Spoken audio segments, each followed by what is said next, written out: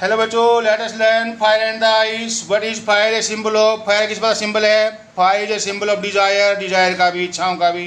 What is ice? A symbol of ice. किस बात symbol है? Ice is symbol of hatred, नफरत का। What will fire do the world? Fire क्या करेगी संसार का? Fire will put the world to an end. संसार का अंत कर देगी। What will the world end in? संसार का अंत कैसे होगा?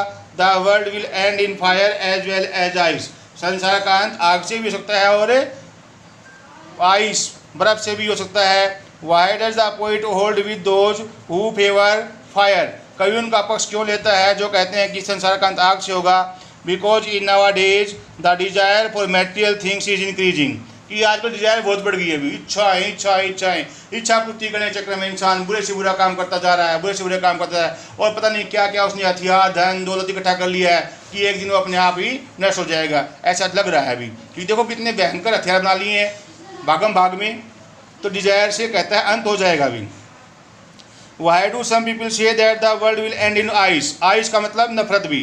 तो नफरत भी नुकसान ही करती है। अभी हम एक दूसरे से नफरत कर रहे हैं तो हम दूसरे का बुरा करेंगे, कोई हमारा बुरा करेगा, हो जाएगा नाश। तो आइस भी। Because in now days the feeling of hatred among the people increasing. कि आजकल नफरत ही बहुत बढ़ गई है अभी। Who is the poet of the poem? Poet कौन है इसका भी? Robert Frost. कौन है अभी? रॉबर्ट फ्रॉस्ट भी। What do the people think about the ending of the world? What does the poet think? लोग संसार के अंत के बारे में क्या सोचते हैं और कवि क्या सोचता है अभी? Some people think that the world will end in fire, while some think that the world will end in ice. कुछ सोचते हैं संसार का अंत आग से होगा, कुछ सोचते हैं संसार का अंत बर्फ से होगा। But the poet favors those who say that the world will end in fire. परंतु कवि उनका पक्ष लेता है जो कहते हैं कि संसार का अंत आग से होगा। He also says that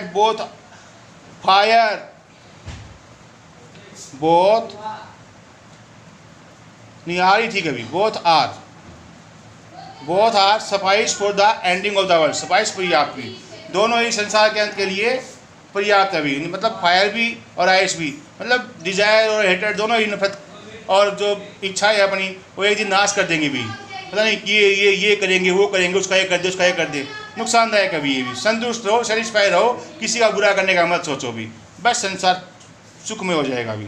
how will the world end twice? संसार का अंत दो बार कैसे होगा? According to poet both fire and ice are destructive. दोनों ही डिस्ट्रक्टिव हैं भी, विनाशकारी हैं भी। Here fire stands for desire while ice stands for hatred.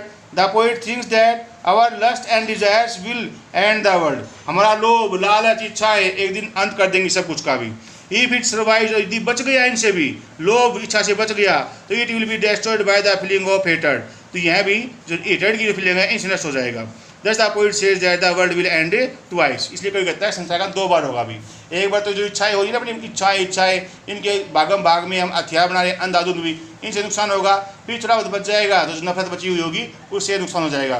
तो इस प्रकार संसार का अंत दो बार होगा भी। What is the main idea of the poem? क्या अभी मेन आइडिया भी?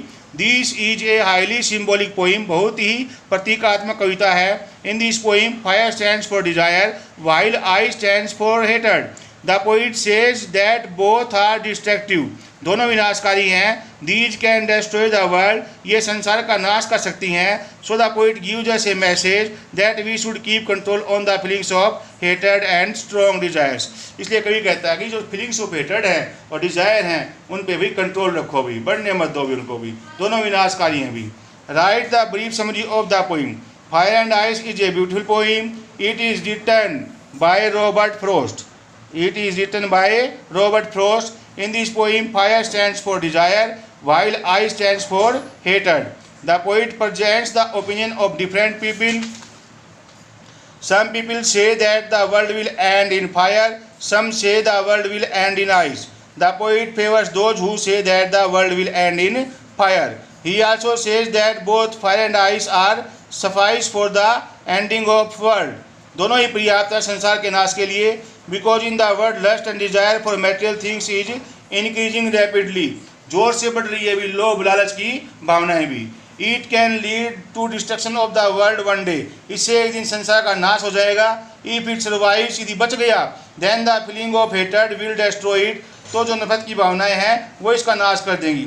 सो the poet gives us a message. इसलिए कवि ने हमें संदेश दिया है that we should keep control on the desires and feelings of hatred. हमें नफरत और जो लालच की भावना है उन पे कंट्रोल रखना चाहिए। To make the world a better place to live in, संसार को रहने योग्य बनाने के लिए। तो बड़ी अच्छी कविता है अभी, ध्यान से देखना अभी, ठीक है, याद करना इसको और लिखना। Thank you.